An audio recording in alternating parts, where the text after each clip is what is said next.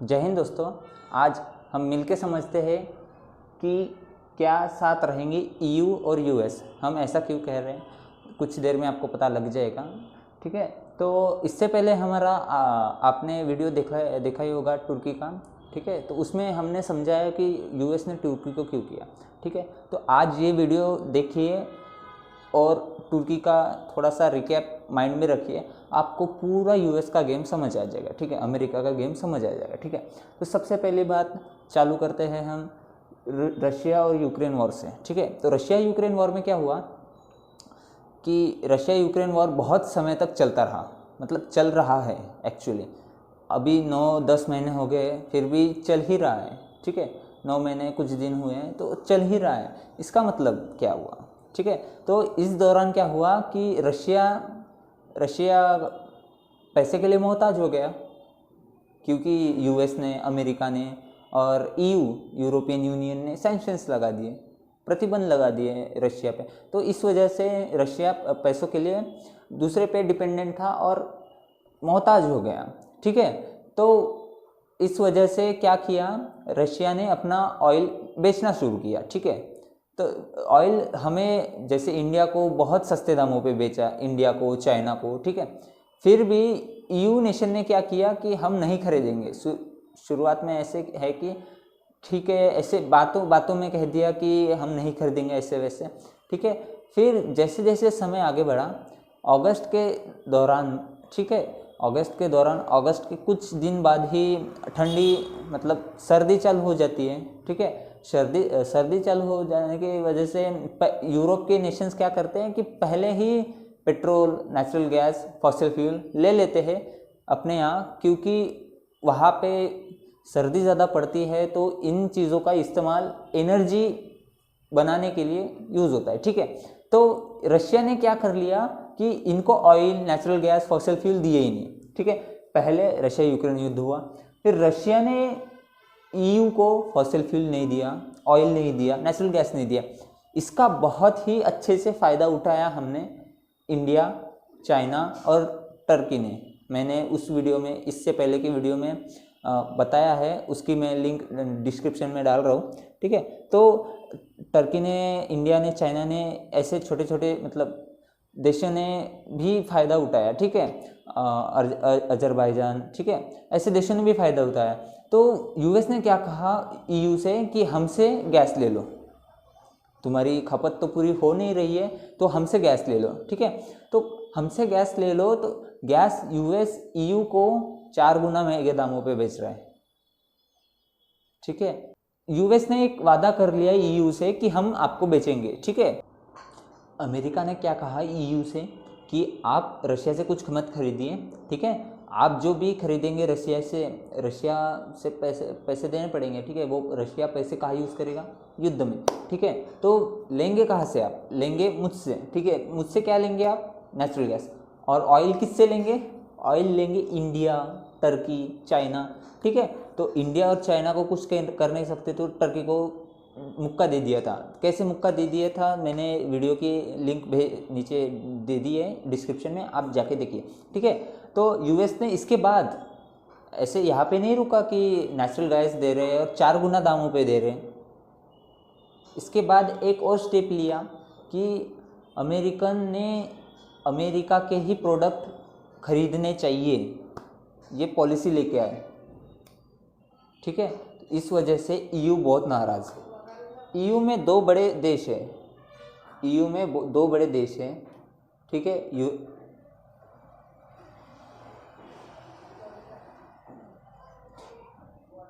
EU में 2 बड़े देश हैं, फ्रांस और जर्मनी। ठीक है, फ्रांस और जर्मनी ये 2 बड़े देश है ईयू में। ठीक है, तो ईयू क्या कह रहा है, मतलब फ्रांस और जर्मनी ने क्या कहा कि ये पॉलिसी हमें गवारा नहीं है।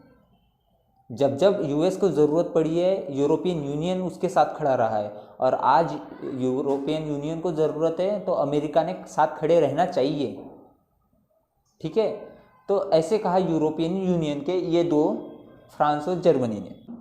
जर्मनी ने क्या किया कि $200 बिलियन की पॉलिसी लें। ये $200 बिलियन की पॉलिसी क्या है सर?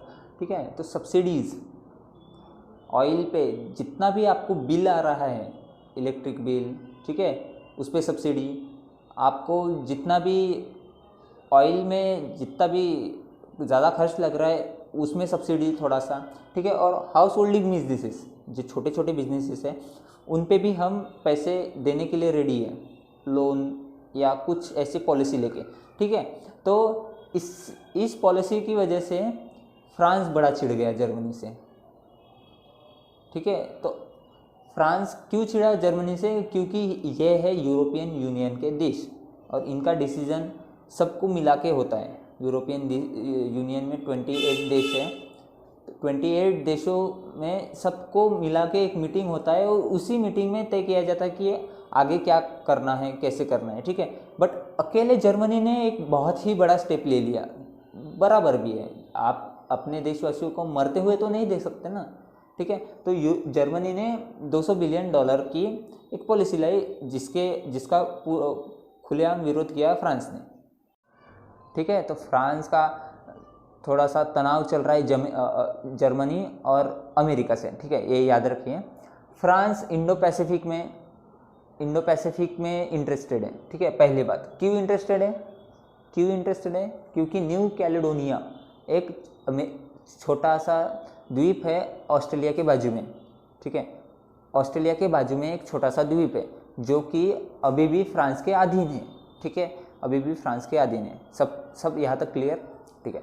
उसके बाद ऑस्ट्रेलिया का सबसे घनिष्ठ मित्र कौन है? ऑस्ट्रेलिया का सबसे घनिष्ठ मित्र है अमेरिका, और अमेरिका का फिलहाल फ्रांस से तनाव चल रहा है, इस वजह से ऑस्ट्रेलिया पे वो ट्रस्ट नहीं कर सकता फिलहाल, ठीक है।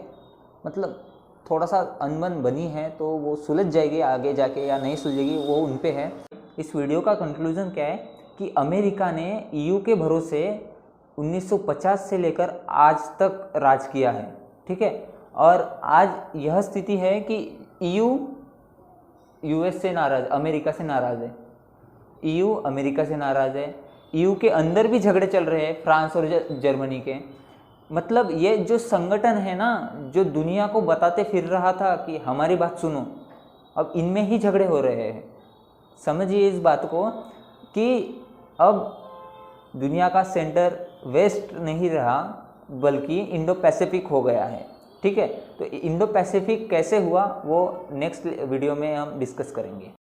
इंडिया का फ़ायदा इससे क्या है कि जब फ्रांस जाना चाहता है न्यू कैलेडोनिया, तो इंडिया के थ्रू ही जा सकता है। ऐसा क्यों कह रहा हूँ मैं? क्योंकि कुछ दिनों पहले फ्रांस ने अपने एयरक्राफ्ट इंडिया में कुछ थोड़े देर के लिए रुकाए थे, फिर वहाँ से ऑस्ट्रेलिया के बाजू में है वो देश न्यू कैलेडोनिया, वहाँ पे लिए थे। तो इंडो पैसिफिक में क्या करना चाहते हैं हम, क्या कर सकते हैं? फ्रांस के साथ युद्धाभ्यास, ठीक है। ये सबसे बड़ा पॉइंट है क्योंकि इंडो पैसिफिक में युद्धाभ्यास हो जाएगा फ्रांस के साथ तो चाइना दहल उठेगा, चाइना को फ्रांस की ताकत भी पता चल जाएगी एक ही क्षण में, और इंडिया की भी ताकत पता चल जाएगी, ठीक है। हम एज अ मीडिएटर अमेरिका और ऑस्ट्रेलिया को भी साथ लेके आ सकते हैं और जर्मनी को भी, ठीक है। इनको साथ लेके आ गया भारत और इंडो पैसिफिक में एक युद्धाभ्यास कर दिया, सिर्फ एक युद्धाभ्यास किया तो चाइना दहल उठेगा, ठीक है। अभी फ़िलहाल में उत्तराखंड में युद्धाभ्यास चल रहा था, किसका? अमेरिका और इंडिया का, दोनों का। तब उस जगह के जो बॉर्डर है ना, उत्तराखंड और चाइना की बॉर्डर है, उसके इर्द गिर्द चाइना ने अपने ड्रोन्स, अपने हवाई जहाज़ भेजना शुरू कर दिए थे। क्यों कर दिए थे? क्योंकि चाइना भी विचलित हो रहा है हमारे इस एक्शन को देख के, ठीक है। हमने एक युद्धाभ्यास कर लिया ना इंडो पैसिफिक में, तो चाइना दहल उठेगा, और ये ऐसे करने से इंडिया को बहुत ही ज़्यादा प्रॉफिट है आगे जाके, क्योंकि ये एक अग्रेसिव पॉलिसी होगी, ठीक है। आपको क्या लगता है आप कमेंट में डाल सकते हैं। जय हिंद।